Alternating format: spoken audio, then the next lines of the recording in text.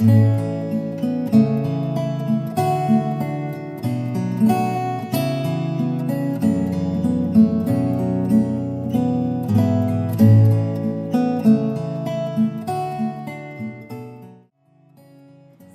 petang dan salam pertengahan minggu untuk kita semua. Terima kasih pada petang ini kita masih dapat bersama-sama dalam kebaktian melalui alam maya ini. Saya senang untuk memperkenalkan para pengambil bahagian kita pada petang ini. Saya sebagai pemimpin acara dan juga doa pembuka, sebentar nanti kita akan mendengar ayat hafalan dari Kim. Seterusnya Lala akan menyampaikan lagu istimewa dan akhir sekali kita akan disajikan renungan dari Renon. Mari kita mula, saya pimpin kita di dalam doa. Mari kita berdoa. Tuhan Allah Bapa kami yang bertakhta di dalam kerajaan takhta surga, terpujilah Engkau, terima kasih untuk penyertaan-Mu kepada kami sepanjang hari ini.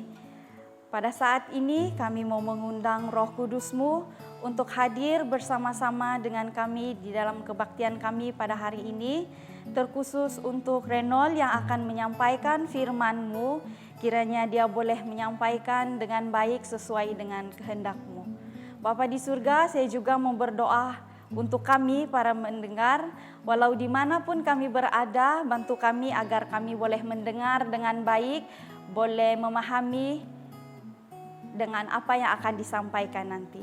Terima kasih untuk berkat yang tidak terputus-putuskan untuk kami. Ampuni kami di setiap kesalahan, pelanggaran dosa yang sudah kami lakukan. Dalam nama Yesus kami sudah berdoa. Amin. Selamat petang. Ayat hafalan kita pada petang ini terdapat dalam Galatia 6 ayat 9 dan 10.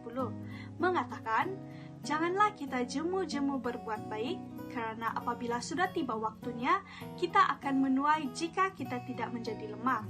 Karena itu, selagi masih ada kesempatan bagi kita, marilah kita berbuat baik kepada semua orang, terutama kepada kawan-kawan kita seiman. Amin.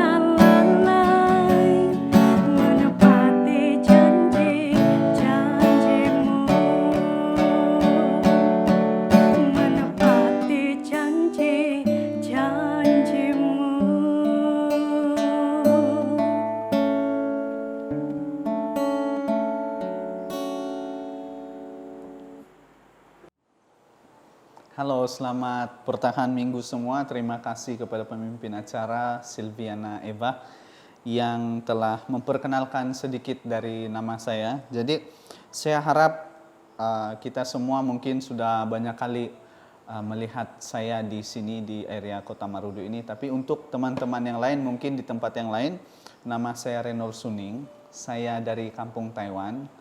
Tapi bukan Hong Kong sebab memang muka saya pun nampak memang bukan Hong Kong punya orang lah. Jadi pada sore hari ini, petang hari ini saya sangat senang untuk membawa kita satu perkabaran firman Tuhan yang mungkin ini akan menjadi kekuatan kita, juga akan menjadi sebuah pedoman bagi kita sementara kita akan menjalani sisa minggu yang akan datang. Jadi hari ini adalah malam hari Rabu, kita selalu panggilnya dengan midweek prayer. Dan kita juga akan menempuhi beberapa hari lagi untuk menjelang Sabat. Jadi kita renew lagi iman kita hari ini dengan satu renungan pertengahan minggu yang saya akan bawakan, yang saya petik dalam Lukas 5 ayat 27 sampailah ke 32. Ini kalau kita lihat, ini adalah ketika Yesus memanggil murid-muridnya yang pertama. Setelah Yesus memanggil Petrus yang dari penjala ikan kepada penjala manusia, dan setelah itu penyembuhan, dan sampailah ke perikop ini dalam Lukas 5 ayat ke-17, 27 sampai ke 32. Jadi untuk tidak membuang waktu, mari kita sekali lagi kita berdoa. Kita berdoa khusus untuk pelajaran ini. Mari kita berdoa.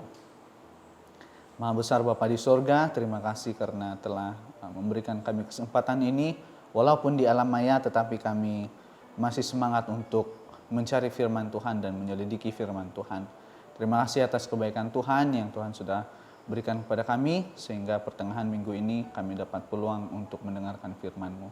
Biarlah firman yang kami dengarkan ini menjadi pedoman bagi kami, juga akan menjadi pengajaran untuk kami dan memperbaharui iman kami, sementara kami menunggu Sabat Tuhan di penghujung minggu ini, dan juga kami akan menunggu Yesus Kristus untuk datang kedua kalinya. Tolong ampuni kami dari setiap kesilapan kami. Tolong ajari kami lewat firman ini. Dalam nama Yesus kami berdoa. Amin. Untuk secara ringkas saya tidak akan membaca habis, sebab kita memang sudah tahu isi daripada perikop pendek ini. Sebenarnya pendek. Dia ada di Matius 9 ayat 9 sampai 13, juga ada juga di dalam Markus 2 ayat 13 sampai 17. Ini kisah seorang murid Yesus yang mungkin kita sering dengar kalau Zekius. Zekius adalah seorang pemungut cukai dan dia dipanggil oleh Yesus Kristus, turun dari pohon dan aku akan menumpang ke rumahmu. Mungkin kita sering dengar bahwa Zekius ini seorang pemungut cukai. Tetapi kita tahu, kalau kita selidiki dalam Alkitab ini, dalam kitab Injil ini, ada salah satu murid Yesus juga dari seorang pemungut cukai, seorang Yahudi yang memungut cukai. Dan kalau kita tahu ketika itu orang-orang Roma menindas orang-orang Yahudi ketika itu, orang-orang di Yerusalem dan di sekitarnya ketika itu dengan meminta pajak yang tinggi. Jadi inilah yang dilakukan oleh seorang yang bernama Lewi. Kalau kita lihat di sini ada seorang tokoh yang bernama Lewi. Kalau kita perhatikan ayat ke-27. Kemudian ketika Yesus pergi keluar, ia melihat seorang pemungut cukai yang bernama Lewi sedang duduk di rumah cukai. Yesus berkata kepadanya, "Ikutlah aku." Jadi kalau di sini kita akan melihat bahwa ada seorang yang bernama Lewi. Dan ketika saya cari tahu di dalam beberapa komentari, Lewi ini banyak digunakan. Ada banyak penggunaan untuk kata Lewi ini. Dari bahasa Ibrani sampailah ke bahasa Yunani. Dan ketika saya lihat di sini, salah satu daripada 4 penggunaannya adalah nama orang. Yaitu inilah karakter yang kita lihat ini, Lewi. Apa yang Lewi lakukan adalah dia seorang Yahudi yang sedang duduk di rumah cukai. Jadi cara mereka memungut cukai itu dia akan bayar lebih dahulu, Dan setelah itu dia akan minta peras orang-orang yang ada di sekitar sana, semua pedagang satu, semua karavan semua, dan ada lagi orang-orang di sekitar sana yang berdagang. Itulah puncak pendapatan dan mereka memeras berlipat kali ganda. Nah, ketika kita lihat di sini pelajaran firman Tuhan ini katakan Yesus lewat, Yesus panggil. Setelah dia panggil, Lewi ini langsung ikut kepada Yesus. Kalau kita lihat di sini, maka berdirilah Lewi dan meninggalkan segala sesuatu lalu mengikut dia. Lalu mengikut dia. Kalau kita lihat di sini, betapa bertolak belakang daripada satu cerita yang kita dengar tentang orang muda. Orang muda ini katakan, Guru, saya sudah ikut semua perkara yang kau ajarkan. Ketika Yesus bilang, ikut saya, orang muda ini apa yang dia katakan? Orang muda ini, dia langsung meninggalkan. Memang betul dia sudah menjalani hukum Taurat, tapi dia belum sepenuhnya dalam hatinya ingin mengikut Yesus. Tetapi Lewi ini langsung mengikut Yesus. Langsung mengikut Yesus. Dan saya singkatkan ceritanya bahwa Lewi ini meninggalkan segala sesuatu dan dia membuat perjamuan besar. Dia membuat perjamuan besar sama seperti Zekius. Tetapi Zekius berjanji untuk mengembalikan 4 kali lipat. Lewi tidak menjanjikan, tapi dia menjanjikan dirinya ini sebagai seorang pengikut yang setia. Kalau kita lihat di sini, dia di rumahnya dan sejumlah besar pemungut cukai dan orang-orang lain turut makan bersama-sama dengan dia. Nah, sampai di sini ceritanya ada beberapa aplikasi yang saya suka bawakan. Masalah terbesar bagi seorang manusia adalah lupa diri. Kenapa saya bilang masalah terbesar adalah lupa diri? Seorang Lewi, seorang yang dipanggil Lewi, saya yakin kenapa dia dinamakan Lewi, karena dia seorang Yahudi dan dia seorang yang diharapkan sebagai orang pimpinan ataupun orang yang akan membawakan perkabaran Tuhan ini. Tetapi pribadi yang dikenal sebagai Lewi ini, dia bertolak belakang dengan apa yang harus dia bawakan. Demikianlah manusia. Demikianlah kita sekarang ini. Mungkin kita telah dipilih Tuhan untuk melaksanakan firman Tuhan. Tapi oleh karena kita suka sesuatu hal yang mungkin menyenangkan hati kita, kita langsung lupa kepada apa yang Tuhan amanatkan kepada kita.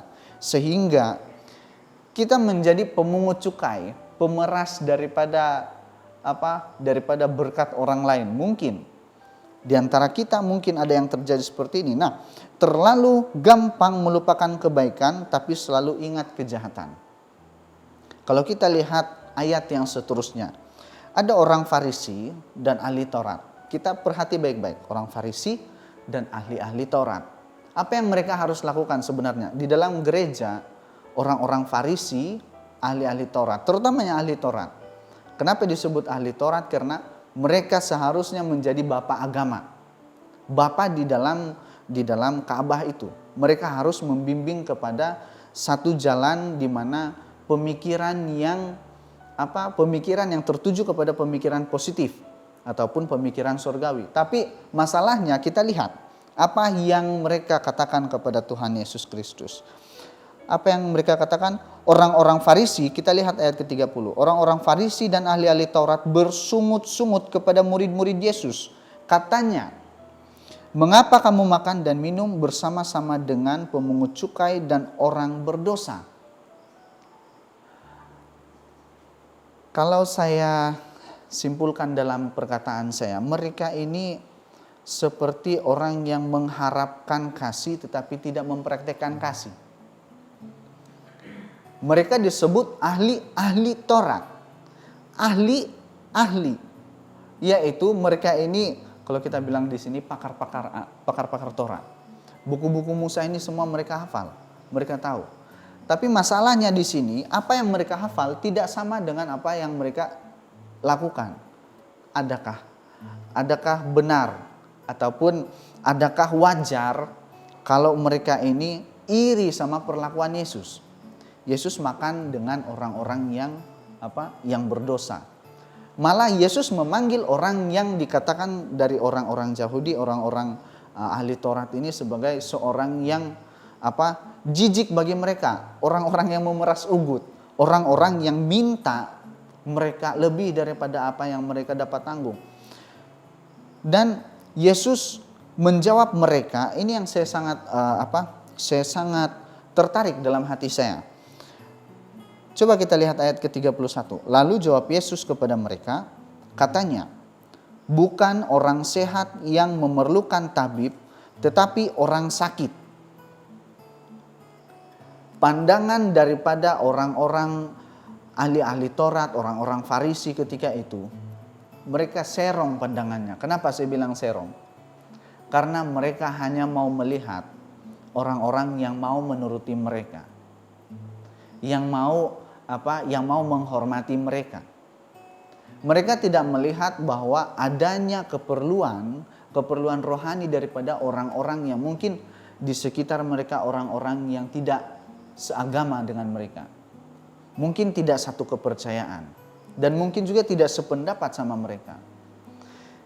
Inilah yang saya bilang, terlalu gampang melupakan kebaikan, tapi selalu ingat kejahatan.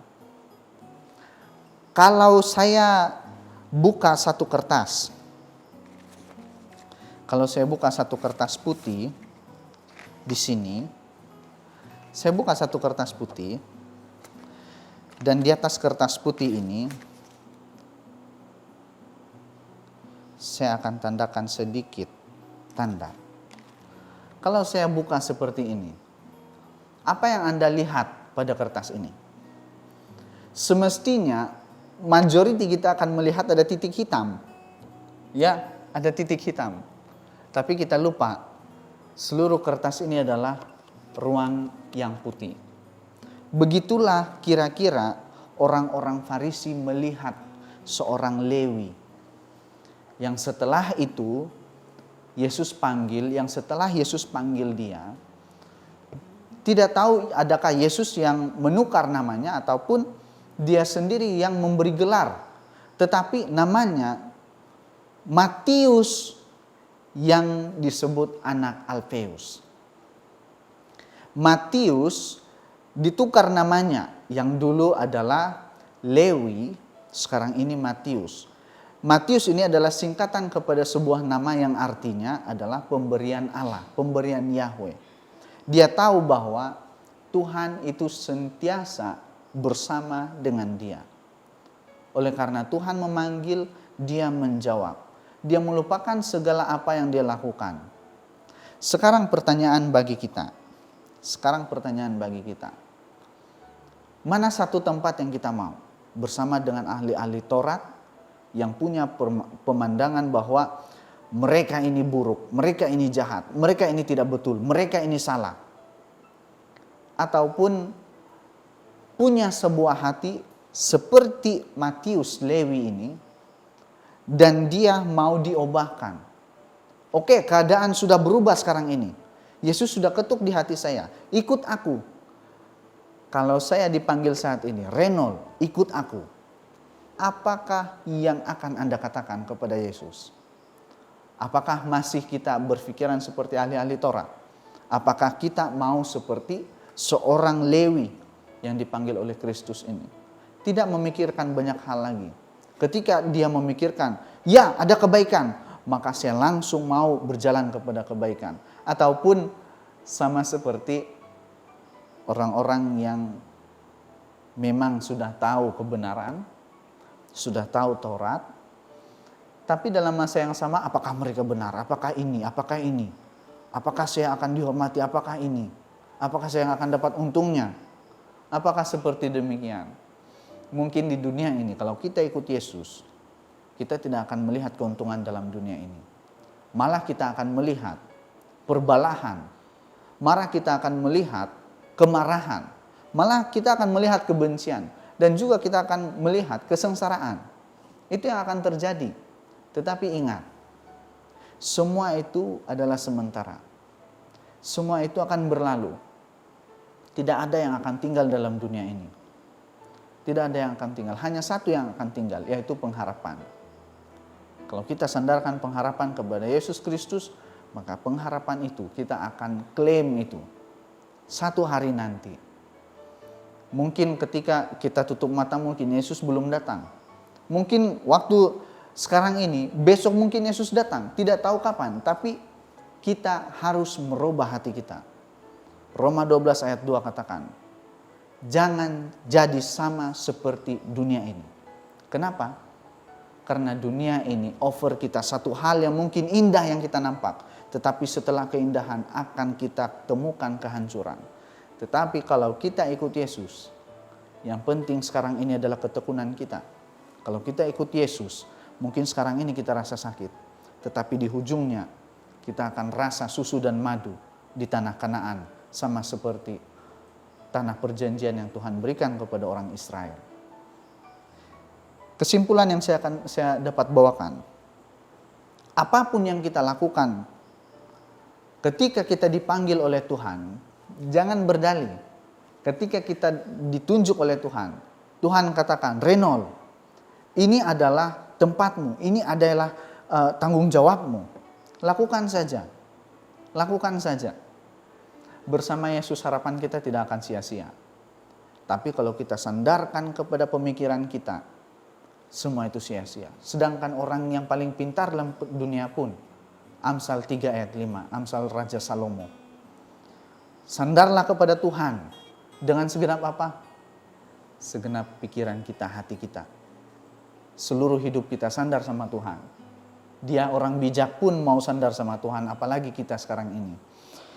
Kesimpulan yang terakhir, terus berdiri dalam kasih. Kasih tidak akan pernah mengecewakan Anda kalau kasih itu adalah kasih Allah Bapa. Kasih dari Yesus Kristus. Kembali kepada Allah, karena Allah masih di sini menunggu sebuah pertobatan. Allah selalu ketuk pintu hati kita. Bila, pertanyaannya, bila Anda akan buka? Hanya itu pertanyaan yang perlu kita jawab sekarang ini. Apakah kita sama seperti Matius Lewi yang langsung buka hatinya, langsung terima perubahan? Ataupun kita menjudge dulu, apakah yang benar, siapakah yang benar, siapakah yang salah? Baru kita mau ikut? Demikian kita punya perenungan pada malam hari ini. Biarlah segala sesuatu yang kita dengar ini, kita akan ambil satu kesimpulan untuk menjadi tajuk. Aku dengar, aku sadar, ataupun aku dengar, aku lupa. Mari kita sama-sama tunduk, kita berdoa.